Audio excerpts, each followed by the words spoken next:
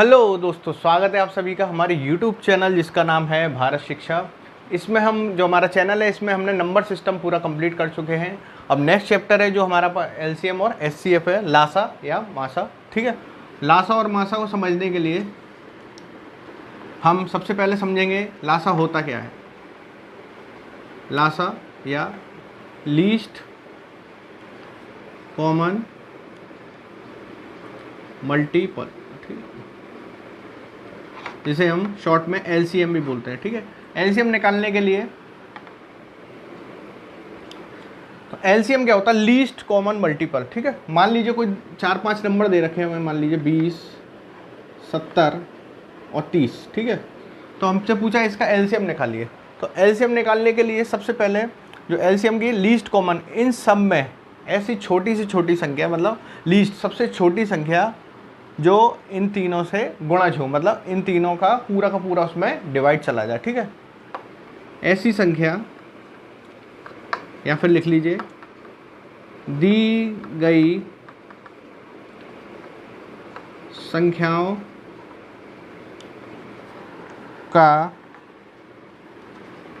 जिस छोटी संख्या में या छोटी से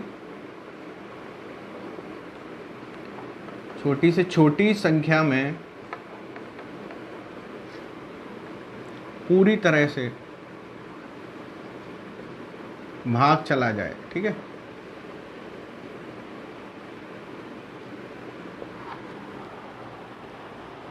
ठीक है, ऐसी छोटी छोटी संख्या लीस्ट कॉमन मल्टीपल जिसमें इन तीनों संख्याओं का या जो संख्या में दी हुई है उनका का पूरा डिवाइड चला जाए। ठीक है, उसको हम LCM कहते हैं या लासा कहते हैं। लासा लघुत्तम समापवर्ती या LCM लीस्ट कॉमन फैक्टर कहते हैं। ठीक ठीक है, अब लासा निकालने की दो विधियां हैं। पहला है गुणनखंड विधि, गुणनखंड, ठीक है, मल्टीपल, और दूसरा है भाग विधि।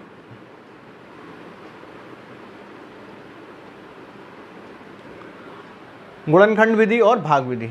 गुणनखंड विधि थोड़ा भाग विधि से थोड़ी कठिन है लेकिन अच्छी है। गुणनखंड विधि जानने के लिए सबसे पहले क्या करेंगे, सबसे पहले जो संख्या दी हुई है इसी का एग्जाम्पल ले लेते हैं, 20, 70 और 30। ठीक है, मान लीजिए इन तीनों का हमें गुणनखंड विधि से लासा निकालना है, वो एग्जाम्पल बोल रहा है। तो 20 का गुणनखंड करेंगे सबसे पहले या मल्टीपल निकालेंगे। तो 20 के गुणनखंड निकालने के लिए कहीं रफ में लिख लेते हैं 20।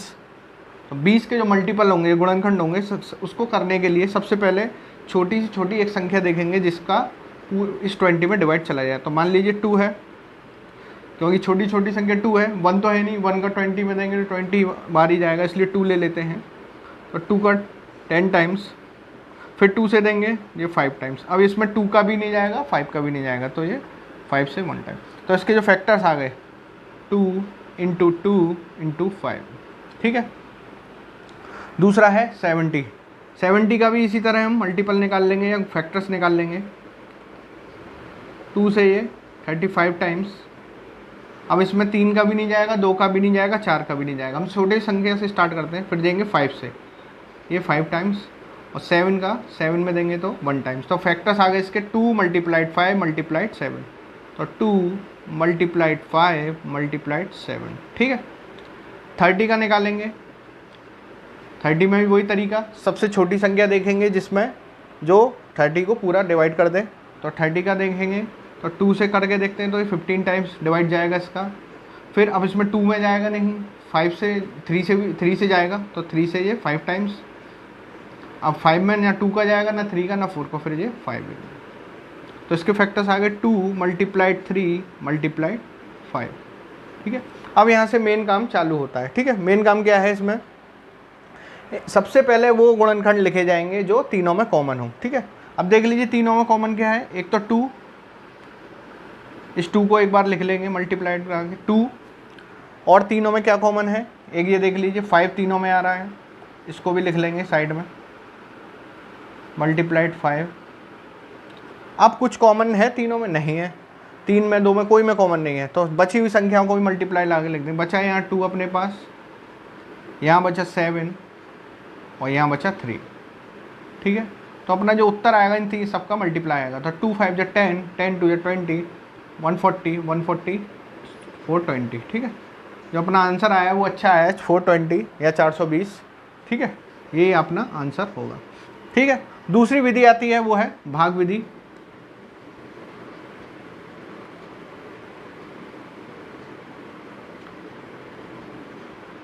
डिवीजन मेथड, मल्टीपल में फैक्टर्स मेथड है, डिवीजन मेथड, इसको लिख लीजिए, इसको बोलते हैं फैक्टराइज्ड मेथड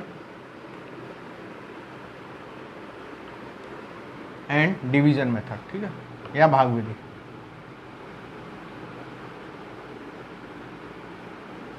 ठीक है, भाग विधि इससे बहुत सरल है। जितनी भी संख्या दी है उनको लिख लीजिए 20, 70 एंड 30, ठीक है। वही प्रोसेस पूरा यही, बस तीनों में कम से एक संख्या ऐसी देखेंगे छोटी से छोटी जो कम से कम 2 को या पूरे 3 को डिवाइड कर दे, ठीक है। तो मान लीजिए 2 है, ठीक है, क्योंकि 2 जो है इवन नंबर है, ये भी इवन है जो तीनों को डिवाइड कर देगा। तो 2 10 या 20, 2 से 35 टाइम्स और 2 से ये 15 बार, ठीक है। ठीक, उसके बाद एक छोटी संख्या देखेंगे जो 2 को या कम से कम 3 को डिवाइड कर दे। तो कम से कम 2 को डिवाइड करने के लिए मान लीजिए 10 और 15 5 में आते हैं, तो 5 को ले लेते हैं। 5 2 जा 10, 5 7 जा 35, 5 3 जा 15। फिर अब इन तीनों में कोई कॉमन नहीं है, ना कोई ऐसा पहाड़ा है जो तीनों को काट दे। तो 2 को 2 में लिखेंगे, 7 को ऐसे ही लिख देंगे, 3 को ऐसे ही लिख दिया जाएगा। फिर 3 7 में जाएगा नहीं, ये हो जाए 3, फिर जाएगा 7 से 1, ठीक है। अब जो आंसर आएगा वो इनका मल्टीप्लिकेशन होगा, जो अपने पास इधर आई है संख्याएं, ठीक है। तो आंसर हो जाएगा 2 मल्टीप्लाइड 5 मल्टीप्लाइड 2 मल्टीप्लाइड 3 मल्टीप्लाइड 7, ठीक है। सेम आंसर आया, देखिए इसमें भी 2 मल्टीप्लाइड 5 मल्टीप्लाइड 2 मल्टीप्लाइड 7 मल्टीप्लाइड 3 या 3 7 मल्टीप्लाई। तो आंसर आ गया 420, ठीक है। तो ये हो गया गुणनखंड विधि, ये हो गया भाग विधि। इन दोनों में से कोई भी तरीका निकाल के आप एग्जाम में निकाल सकते हैं आंसर, ठीक है, जो आपको अच्छा लगे, ठीक है। और इसमें एक क्वेश्चन घर से ट्राई करिएगा, दोनों विधि से निकालिए। भाग व गुणनखंड विधि से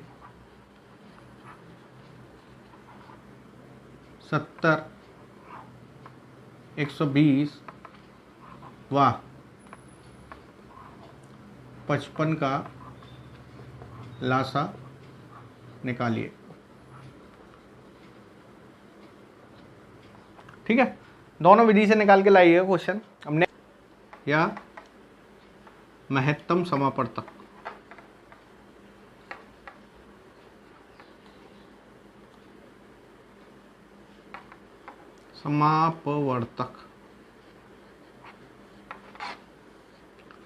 ठीक है। SCF बोलते हैं इसको, हाईएस्ट कॉमन फैक्टर, ठीक है। तो नाम से पता चल रहा होगा, मासा वह संख्या जो दी गई संख्याओं को पूर्णतया विभाजित कर दे,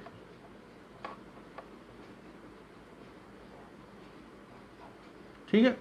वह बड़ी से बड़ी संख्या जो दी गई संख्याओं को पूर्णतया विभाजित कर दे, मासा या हाईएस्ट कॉमन फैक्टर कहलाता है, ठीक है। मान लीजिए एग्जाम्पल है 12, 18 और 24, इसका मासा निकालना है, ठीक है। मासा निकालने के लिए सबसे पहली विधि है, ये वाली विधि है भाग विधि या डिवीजन मेथड, ठीक है। वही 2 टाइप से निकाला जाता है एलसीएम की तरह, इसको भी, एक भाग विधि और एक गुणनखंड विधि। तो भाग विधि से निकालने के लिए सबसे पहले क्या करेंगे, 12, 18, 24 इन 2 संख्याओं को ले लेंगे सबसे पहले, ठीक है। तो सबसे पहले इन 2 संख्याओं को लिया, तो 12, तो जो दो संख्याओं को लेने के बाद जो छोटी संख्या होगी उसका बड़ी संख्याओं में डिवाइड करेंगे। ठीक है, ये आया 12। ठीक है, 12 का 18 में जाएगा, 12 एकम 12 बार, बचेगा 6। ठीक है, अब जो अपने पास शेषफल बचता है, ठीक है, उसका इस वाली संख्या में फिर से डिवाइड कर देते हैं। तो 12 दूनी वो 6 दूनी 12।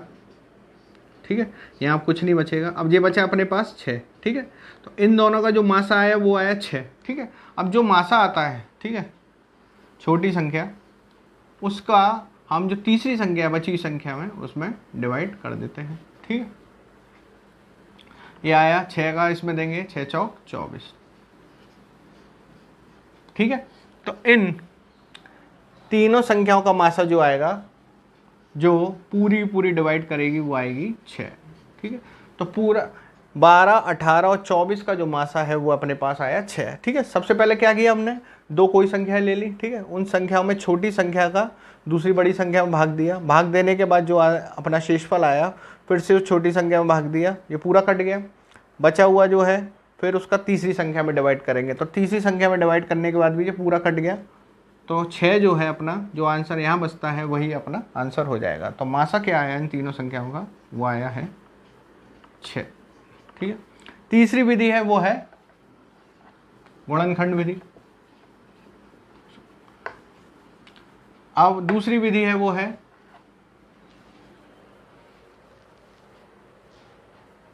गुणनखंड विधि। दूसरी विधि वो है गुणनखंड या फैक्टराइज मेथड। ठीक है, गुणनखंड विधि। ठीक है, तो 12 गुणनखंड के लिए वही एलसीएम की तरह लिख लेंगे, 12, 18 और 24। ठीक है, 12, 18 एंड 24 गुणनखंड निकालेंगे तीनों के। गुणनखंड अभी मैंने लास्ट में सिखाया था, तो इसके गुणनखंड निकल आएंगे सीधे 2 गुणा 2 गुणा 3, गुणनखंड यानी फैक्टर्स, और इसके फैक्टर्स आ जाएंगे 2 गुणा 3 गुणा 3, 2 गुणा 3 गुणा 3, इसके आ जाएंगे 2 गुणा 2 गुणा 2 गुणा 3। ठीक है, 2 दूनी 4 दूनी 8। ये लासा में क्या करते हैं, कॉमन ढूंढने के बाद जो बचे वो भी लिख देते हैं। मासा में ऐसा नहीं करेंगे, मासा में बस जो कॉमन है, तीनों में कॉमन होना चाहिए, वो लिख देंगे एक बार। इसमें ये 3 और कॉमन है, वो लिख देंगे। ठीक है, मासा में बची हुई संख्या नहीं लिखी जाती, बची संख्या नहीं लिखनी। ठीक है, लिख लीजिएगा नोट करके, मासा में बची संख्या नहीं लिखते हैं। तो जो अपना उत्तर आ जाएगा वो आ जाएगा 6। ठीक है, तो लासा और मासा की बेसिक डेफिनेशन और कुछ उन पर कुछ क्वेश्चन मैंने करा दिए हैं। ठीक है, इस पर ही एक नेक्स्ट क्वेश्चन है जो आप घर से ट्राई करिएगा। क्वेश्चन 80, 160 और 400 का मासा दोनों विधि से निकालिएगा, भाग विधि से और गुणनखंड विधि से। ठीक है, लासा और मासा पर बेसिक डेफिनेशन और बेसिक क्वेश्चंस हो गए हैं। नेक्स्ट जो लेक्चर होगा उसमें हम आगे इसमें बढ़ेंगे, दो भिन्नों का मासा लासा पढ़ेंगे, उसके बाद कुछ क्वेश्चंस करेंगे जो एग्ज़ाम में पूछता है घड़ी पर या फिर घंटियों पर। ठीक है, और बताइएगा हमारा ये लेक्चर है जो आप लोगों को कैसा लगा, और अच्छा लगता है तो प्लीज़ लाइक और सब्सक्राइब हमारे चैनल को जरूर करिएगा, और प्लीज़ शेयर करना हमारे चैनल को ना भूलें। Thank you.